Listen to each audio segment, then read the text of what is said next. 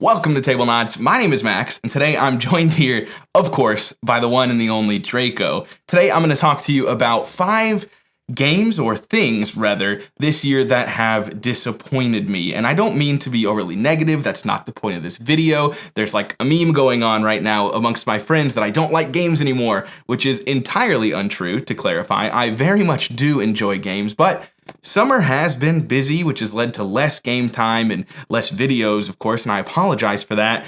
And, you know, there's certainly like a bit of a, I gotta get that passion back. And maybe we'll talk about that towards the end of the video or in another opportunity that arises later. But for now, I just want to talk to you about the things that have been disappointing me a little bit in my gaming and in the hobby as a whole.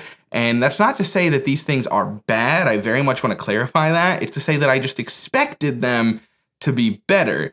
And I don't mean to clickbait you with this as the first one, but hear me out. The first thing that's disappointed me this year is Blood on the Clock Tower. Now, if this is your first video, that means nothing to you, but if you've been around the past year, Blood on the Clock Tower shot up from a game I'd obviously never played before to one of my favorite games of all time. I adore it, and I'm here to tell you that has not changed. What's disappointed me this year is the lack of plays that I have in Blood on the Clock Tower. You see, in 2022, the Tablenauts Discord, which you should join if you're looking for fun commentary and friends with board games and movies and all things in between. But we used to play like every week, every other week on the Discord. And we used to play in person as often as we could every couple of months. And I've not played since January 16th, I think. I just made up the 16th. I've not played since January. It's real sad, and I'm going to change that. So if you're looking to play Blood on the Clock Tower, experienced, new, never played it, whatever, you're welcome to join our Discord. We will be playing there in the coming weeks because I'm determined to get that started back up as someone who really wants that back in my life. I desperately miss this game. I really do love it. Some people will say it's not a game. Jeff from Foster the Meeple just says it's One Night Ultimate Werewolf, which fair, I guess. This game has taken over for me and just been something that I love to play. And it's one of the things that brought my wife and I even closer last year in sharing our experience and passion and love for Blood on the Clock Tower. And we just haven't been able to do that in 2023. 2023 has been very busy. I brought home our 4th child, a newborn, in March. And since then, it's just been crazy. And, you know, I'm very thankful for it and happy for it. But I miss playing Blood on the Clock Tower or making YouTube videos or playing more games with the Tablenauts folks or the Foster the Meeple folks or the people in the Discord, whatever it may be. Ultimately, I just really want that back. And I'm determined to get that back and shift priorities where they need be. I've been watching a lot more movies lately because that fits into my lifestyle a little more. And we started at the Board Game Box Office podcast. But I also don't want to forget about games. Like, I'm not trying to transition to a movie content creator. I do love movies and very much enjoy talking about them on the podcast, but I'm not trying to give this up. But I need to rekindle it a little bit. It's fallen to the wayside more than I'd like it to. And I wanna bring that back. So I kind of went off a tangent from Blood on the Clock Tower to just disappointment in gaming in the general sense. But yeah, Blood on the Clock Tower is a game that I really desperately need to play, and I'm very sad to have only played it one time this year in January, nevertheless. Now, the second thing that disappointed me, this is a game, and it's a game that is not bad. I really want to stress to you that the things on this list are not games that I disliked or that are bad. It's that I wanted more, and it just didn't give that to me for one reason or another. So the second game that I want to talk about is actually Wicked and Wise, which is from Weird Giraffe Games, designed by Fertessa Elise. And this is a trick-taking game, a team-based trick-taking game where one person is playing as the dragon, the other teammate's playing as the mouse, and they're working together to win tricks. The mouse is actually just helping the dragon is how they win tricks, by playing the cards. And it's a really, really ingenious concept, honestly. Like, the design of the game is great. Where it fell flat for me is twofold, basically. First and foremost, it's a game that lasts 3 rounds. And after the first round, I was fairly certain that we weren't going to win. There's a way where you basically set goals, and if you fail to meet your goals, you are not only punished by not meeting your goals, you're then punished by losing points. Now, fortunately, your goals don't go away, so it is possible for like a final round shift to get a lot of goals, and I really like that that's there. Like that possibility exists for these dramatic swings in gameplay. I very much enjoy that. But at the same time, I was pretty sure we weren't going to win coming out of round 1 because we did terribly. Round 2 was just as bad. And then round 3, I drew my hand and I had multiple, we'll call them gems. Well, that's what they're called. That's why we're going to call them that. Those are the trump cards, and I had multiple of those, and they were the high ones, and I was like, oh, we might be able to do this. Now, to clarify, I did the math. It was impossible for us to win, even if they lost their goal cards, it was impossible for us to win. But we could have made a cool turnaround. And I looked at my hand after the gem cards, and I had no cards that allowed me to give Danielle the gems in my hand. And so I used cards to exchange with from the deck, and I drew no cards that allowed me to give her those gems. So the third round ended, and I had cool cards in my hand to help out my dragon teammate, but I couldn't get them to her at all. It was impossible for me to get her those cards because I didn't have any cards that allowed me to swap cards with my teammate. And ultimately, I found that really unsatisfying. I'm looking at my hand, and I'm like, this could be great if I could share these with you, but for one reason or another, I'm not allowed to share these with you. And that was very disappointing. And we played it at 6, and the game just was too long. It was, 90 minutes to 120 minutes or something like that.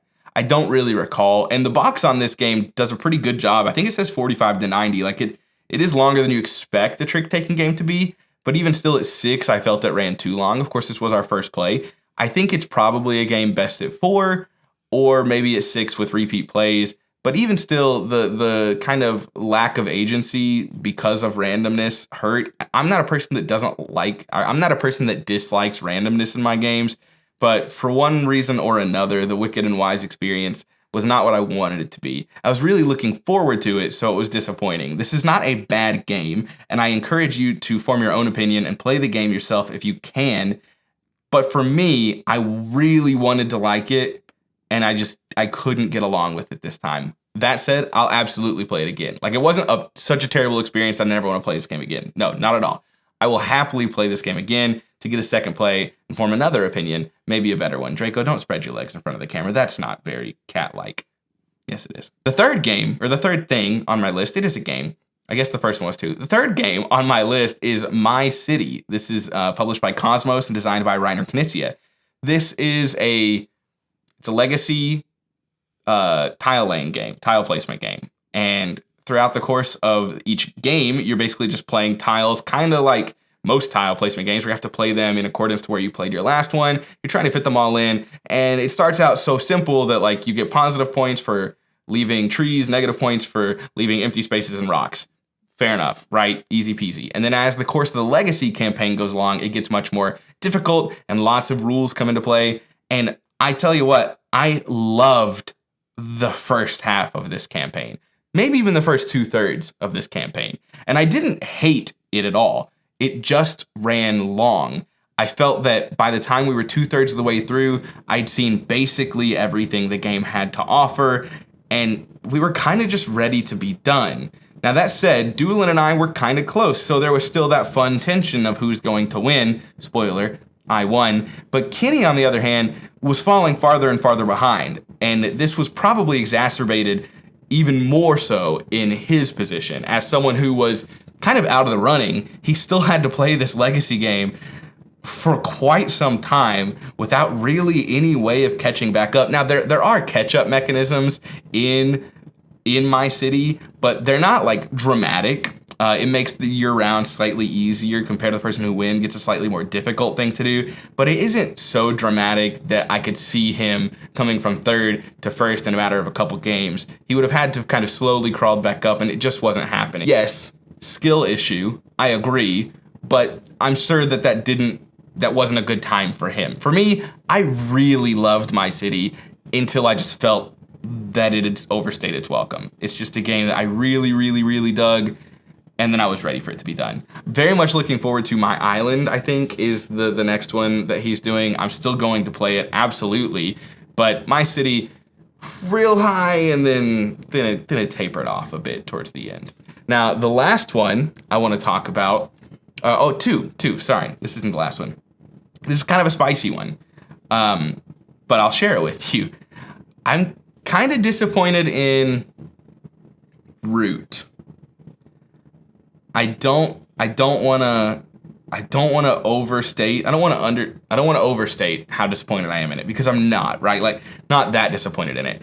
But much like Blood on the Clock Tower, I haven't had an opportunity to play this in person except for once this year. And digital used to be completely sufficient for me.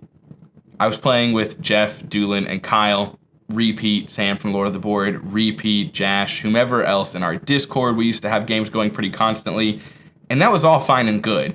And it's not as good as the physical play, but it's still really fun. However, I've stopped even counting my plays of Root on the BG Stats app because we've played so many. I would wager I've played over 200 games digitally. So the fact that it's wearing thin and less exciting now isn't, surprising, because I've played it a ton, but it's just losing its shine. It's losing its luster. And I don't think that that's the game's fault, more so the fact that we've played hundreds of times digital async. Async is probably the killer. Not even digital, but digital async games of Root, because the fun in Root is the banter. I mean, okay, Root is an excellent game. It's an excellent playground. But for me personally, and our friend group with Doolin, Jeff, and Kyle, we love to yell at each other. We love to sandbag, or they would say that I love to sandbag. We just love to have fun outside of Root. We're playing Root, but then we're also just cracking up, actually talking and chatting about Root. And ultimately, due to playing it hundreds of times, all async, the last 20 plays or so have kind of felt like we're just going through the motions. We haven't really been talking about the game all that much. And ultimately, it's just when you're only playing async digital and not really talking about it much, it just feels like you're playing smart bots at that point in time. And I hesitate to even call my friends smart. I'm just kidding. You all are. You're great. You're very smart and lovely people. But it's just lost that excitement. And I hope it comes back, and I think it will. It's just one of those that I think we need to maybe take a break, or maybe ensure that we're playing when we're all in the right headspace. I mean that in the sense that, like, when Doolin's not on vacation or where I'm not busy at work, because we can still chat and have a good time, even async, but when we're all busy, we just take our turn and move on. And that's made those plays really fall flat for me. So Root, although still one of my favorite games, has slid a little bit, no doubt about it. I'm not sure how far it slid. I will guarantee you, because we're going to do our top 50 soon. I'm going to spoil that it's still way high. It's just not number 1 or 2, whatever, like it used to be. It's still very close without giving away exactly where it lands, because I don't know exactly where it lands. For the last thing, this is kind of a culmination of the entire video. We've already talked about this, but I'm disappointed in, like, lost mojo, rather. We have just been so busy, me personally, Doolin, Tablenauts as a whole, have just been so busy that we haven't been able to hang out as much and play off camera. We haven't been able to play or do discussions or lists on camera and in turn upload as many videos. It's just hard because I get so much of my enjoyment from this hobby playing with Kyle, Kenny, Jash, Doolin, Jeff, whomever, Emily, Aaron, Danielle, that this is just like, it's just sad that we haven't been able to play as much. Now, please, this is a first world problem. This is a privileged point of view. The Tablenauts group meets up every week. But because of children, jobs, responsibilities, commutes, we basically only get 3 to 4 hours a week. And that's talking about playing, teaching, recording, and just general hanging out. And it's really difficult to fit much into those 3 or 4 hours, especially outside of like the stuff that's kind of mandatory that we must do, where we must record this or we must do this. So I just wish we had more time and more availability. I do think that June is the worst. I think that July and August will be better for us as far as availability and being able to hang out and play and get things done. June is just rough. It's the end of the school year, which is odd because both Doolin and I's wives, Danielle and Emily, are school teachers. You would think that our lives would become easier. And to an extent they do, but at the same time, that opens up so many other responsibilities after school. And it's just been hard. And I don't mean, this isn't a pity party. I'm not sad, right? I just wish that we had more time to hang, play, record, and all those things. And so I guess my biggest disappointment is just a lack of time to play games and chat with you all. And I'm sorry that we haven't been able to post up as often as we'd like. Our schedule's been quite tricky, and it's not always the easiest. And I appreciate you being here regardless and being understanding of that fact. Oh my gosh, Draco. Oh my gosh. But that distracted me. The cat distracted me. I hope that makes sense. And if you want to chat, and we're not here putting out videos as consistently as we'd like, again, I hope that changes here soon in July. But we're here at the Discord. We're always hanging out. At least I am. Doolin's not. He's never there. But we're always chatting in the Discord about games, movies, mini painting, whatever you want it to be, animals. Oh my goodness. I would love to see you there. I'd love to chat with you there. I miss you all. I miss Blood on the Clock Tower. I'm going to caress this thing like I just rubbed Draco. It won't get its fur on me. That's a benefit. I hope you enjoyed the video. Thanks for tuning in. Thanks for listening. My name is Max. This is Tablenauts. I already said that. Call to action if you can. If you care to, please like, subscribe, comment, check us out on Board Game Box Office, join our Discord, whatever it may be. We really appreciate your support. It goes a long way into keeping the well-oiled machine well-oiled. But it's ultimately our responsibility to put the oil in. And unfortunately, in June, we had no oil. We had oil thanks to you. We had no containers of which to store the oil in. We had no funnels. We had less funnels. If you're still here, comment the word funnel. Comment the word funnel. And we'll do a giveaway of something for those that made it this far to comment the word funnel. Don't comment, I'm joining the giveaway by saying the word funnel. No. We don't want just random people to know. If you made it this far, maybe make a comment and then in that comment write the word funnel. So people aren't like, why are everyone saying the word funnel? There must be a giveaway. It's like they read and they're like, that's weird that 7 people have used the word funnel in this comment selection. That's, if I had a nickel, right? But hey, if you're still here, comment the word funnel and I will send you a game. I will send you something. I will say, I have to limit this to the Continental 48 because I just don't have the funds to send it elsewhere. But Continental 48, comment funnel. I'll send whoever wins. I'll run a randomizer of those who commented funnel. Maybe it'll just be one of you, and you're guaranteed a victory. Thanks so much. We appreciate you. I love you. Have a wonderful night. Bye.